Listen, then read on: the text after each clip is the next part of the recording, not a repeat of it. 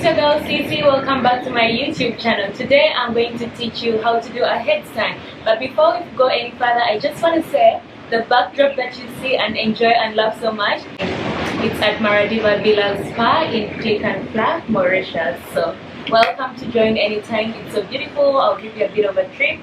But moving forward, today we're going to learn how to do a headstand. As you may know, this is a headstand. So basically you have your head the other way around on the ground and your legs are up, as opposed to how you normally stand. So that's a headstand. Why you should be doing a headstand, which is an inversion? First, it will activate your crown chakra. Secondly, doing a headstand is a good way to get rid of carbon dioxide in your lungs, because when you're upside down, the abdominal organs put more pressure on the diaphragm. This forces you to exhale deeply, and that way you're letting out much more carbon dioxide. So basically you're detoxifying your body. Thirdly, because again you're on your head, the blood is taking the opposite direction. This helps tissue regeneration, especially in the legs. So yes, a headstand is something that you should totally do. But the fourth reason, which is also my favorite reason, is that a headstand is such a relaxing asana. It helps you get rid of anxiety. As you might already know, anxiety leads to worse issues like depression, stress, underperformance at work. Maybe you get a hay fever. It also leads to things like asthma and of course menopause disorders. So yeah, you should do a headstand. So now that you know the reasons you should do a headstand, let's talk about when you shouldn't be doing a headstand. Tutorials, I'm just gonna read them so you know. If you have neck issues, you shouldn't do a headstand. If you're having a headache or migraines, if you have high blood pressure, heart disease, thrombosis. I don't know how to read this one, so I'm just gonna write it. Don't laugh at me.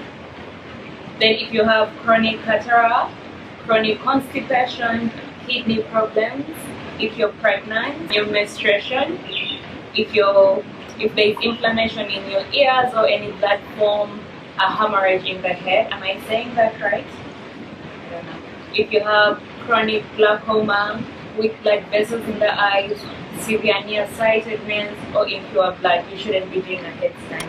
Other than that, let's do it. So one more thing before we do the headstand.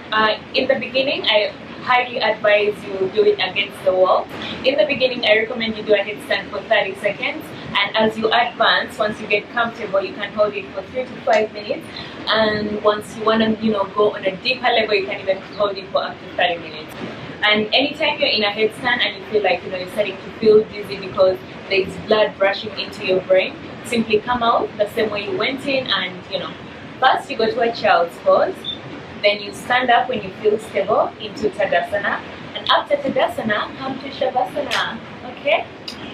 Okay, let's start by putting the thumb to the third eye and the index finger to a point on the crown. Wherever it touches is where we come to the ground. Then hug opposite elbows with your fingers, so that's the distance between your arms. Then interlace your fingers behind your head. Lift the knees off the mat and walk forward. When you reach your body's extent, bend the knees, bring them to your belly, engage the core muscles, lean back and slowly lift. So remember to engage your triceps and your core as you go up. Breathe, focus on a gaze point. First you try to lengthen the thighs, and when they're straight, you lengthen the legs. In my head, I thought I was straight. I'm only saying it now that I really wasn't straight, but it is what it is. But you get the point. And while in the pose, try to make sure the elbows stay put or at least come closer together, so that way you don't fall out of the pose. You can stay here, breathing. You actually know you're doing it right if you keep swaying, because then you're using your breath and your body is not just stiff. And then coming out, you come out the same way. You bend the knees, bring the belly to the thighs, then feet to the mat.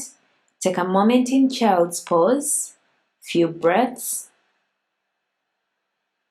I love it here.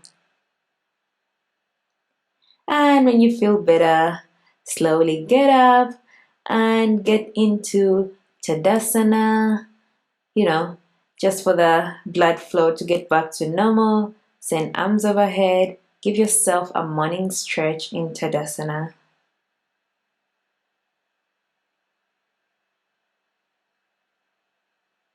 And slowly release. Tadasana. Circle sweep your arms overhead. You don't have to do any of this. I'm just doing it for the dramatic effect. If you know me, you know I like a little extra.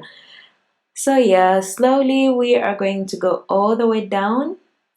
Forward fold.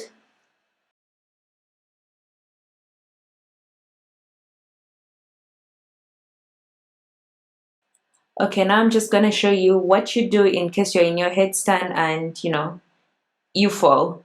So first we're going to try the forward fall. So let's say you're in your headstand and you feel like you're falling, maybe the confidence is not yet 100%. So you just make sure you bend your knees. When you fall down, the impact is on your toes as opposed to your knees, because your toes can take it. Your knees, not so much. That's scenario 1. Scenario 2, you're in your headstand, living your best life, and suddenly you're falling back. So what you do, you arch your back. Again, you fall on your feet. Feet are so used to the ground, but the back, not so much. And voila. Okay, remember when you're done with your headstand, after doing Tadasana, you go into Shavasana and Namaste. Alright guys, that's it. Before you go, please remember to like this video. Let me know what other content you would like to see. And for the love of God, please subscribe to the channel. Come on, let's do this.